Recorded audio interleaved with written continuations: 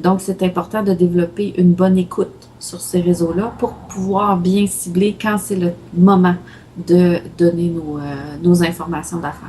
D'accord, donc il me semble t'avoir entendu dire que les réseaux sociaux, c'est un espace où on peut faire des affaires, mais l'idée c'est de donner, euh, de les utiliser d'abord pour nous faire connaître nous en tant qu'êtres humains avant Oui, de parler d'affaires. Est-ce que c'est ça la stratégie là, à utiliser? c'est bien résumé, c'est tout à fait ça parce que bien souvent, c'est une phrase qu'un quelqu'un dans mon réseau a déjà dit, les gens achètent la personne avant d'acheter le produit. Aujourd'hui, c'est souvent comme ça. Et puis, c'est à travers nos communications sur ces réseaux-là qu'on se fait connaître en tant que personne. Si on devient sympathique aux yeux des gens, ben, ils peuvent avoir le goût d'utiliser nos services ou nos produits parce qu'ils nous trouvent sympathiques.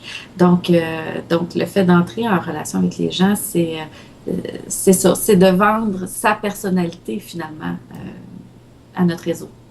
Tout à fait, très intéressant.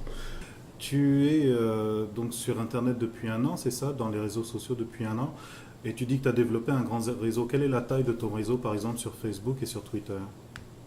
Sur Twitter, comme je l'ai mentionné tantôt, j'ai autour de 1500 personnes dans mon réseau, autant des gens qui me suivent ou des gens que je suis.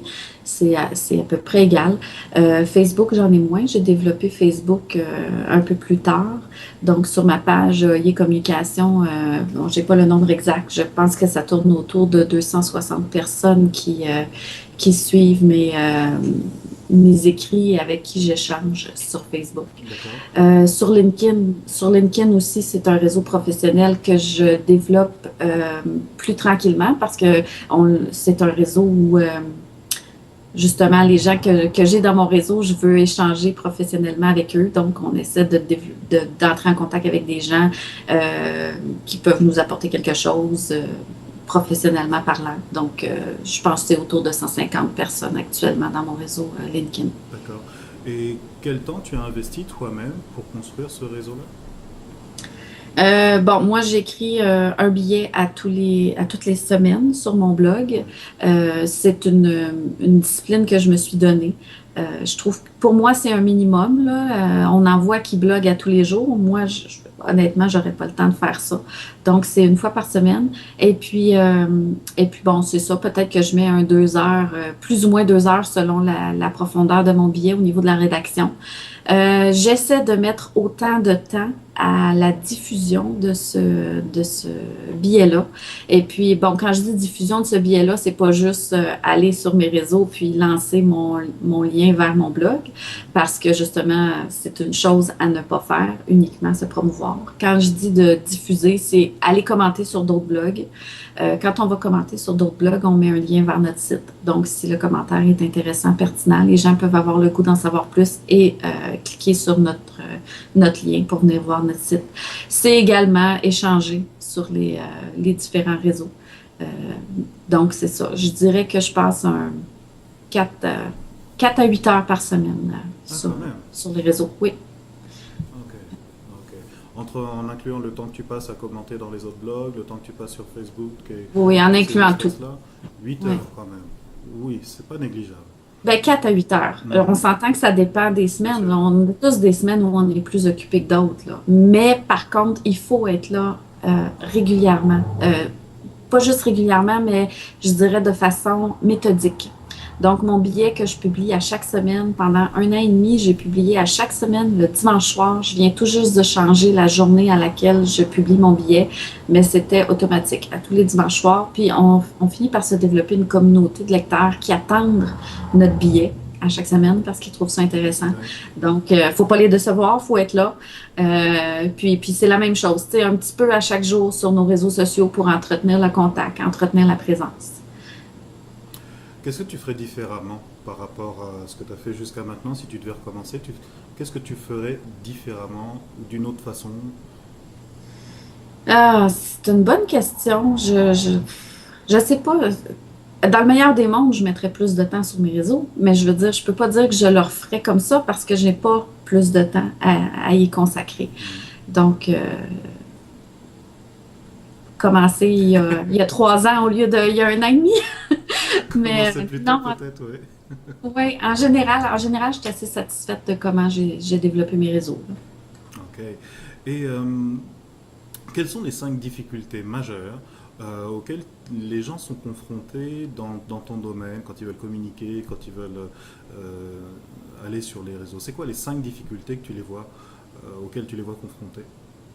La peur, la peur de l'inconnu, ça c'est la première difficulté. Les gens voient ça comme si c'était une montagne infranchissable, là, tous les nouveaux outils, les nouveaux environnements qu'on a sur le web. Donc il faut briser cette peur-là. Ensuite de ça, il y a un manque de temps. On l'a parlé déjà. Le manque de temps, c'est encore une fois une question de perception, je dirais. Mais il faut se dégager du temps pour ça. Euh, donc, on disait 5, hein? Oui, La encore 3. peur, le manque de temps. Une fois qu'on a passé ces deux étapes-là, je dirais que c'est une question de discipline. La discipline, c'est un obstacle parce que je pense que la constance de notre présence sur le web est très, très importante pour la stratégie. Donc, donc c'est ça, la discipline. Puis là, je parlais de stratégie, mais justement, peut-être la quatrième étape, ce serait que les gens se lancent là-dedans sans avoir réfléchi à quelle serait leur stratégie, justement. Hmm. C'est quoi les objectifs qu'ils veulent atteindre avec leur présence sur ces réseaux-là? Parce que si on ne s'est pas posé la question, c'est difficile d'évaluer les retombées qu'on Exactement. va. Hmm. Donc, je dirais oui, c'est vraiment de se questionner puis de se positionner au niveau de nos objectifs. J'en ai nommé quatre. Hmm. Cinquième. Hmm. Peut-être on pourrait revenir sur la façon d'entrer en relation avec les gens. Mais c'est pas un obstacle qui est infranchissable là, parce que c'est des aptitudes qui se développent. Une fois qu'on a compris qu'on doit entrer en relation avec les gens, il y a beaucoup de personnes qui sont gênées, je dirais, de, de discuter ou de lancer une conversation en se disant bon qui ça va intéresser Alors tiens, pourquoi. justement, répondons à ce genre de Oui, personnes, à ce genre de questions. Parce que j'en connais aussi beaucoup des personnes qui se disent, ouais, mais je suis qui moi pour oser parler tel sujet ou mais qui va vraiment s'intéresser à ce que j'ai à dire? Comment est-ce que tu répondrais ou qu'est-ce que tu répondrais à ces personnes-là? Parce que tout le monde a quelque chose à dire, il me semble. exactement, exactement. C'est ce que je pense moi aussi. Tout le monde a quelque chose à dire et il y a toujours des gens pour s'intéresser à ce qu'on a à dire. Donc, c'est de trouver ces gens-là qui vont être intéressés par ce qu'on a à dire. Et puis, mais la façon de trouver ces gens-là, plus que de parler sur les réseaux sociaux, il faut écouter. Et puis écouter, ça veut dire lire ce que les autres ont à dire. Et puis, quand on écoute bien, on est capable de cibler les gens qui vont être intéressés par ce qu'on a à dire, tout simplement avec ce qu'ils ont dit eux-mêmes. Donc, c'est une qualité qu'il faut développer, l'écoute sur les réseaux. Ok, donc ça peut faire partie d'une stratégie qui était ta troisième réponse ou quatrième réponse. Euh, Avoir un objectif clair, qu'est-ce qu'on vient faire sur Internet, qu'est-ce qu'on veut faire sur les réseaux.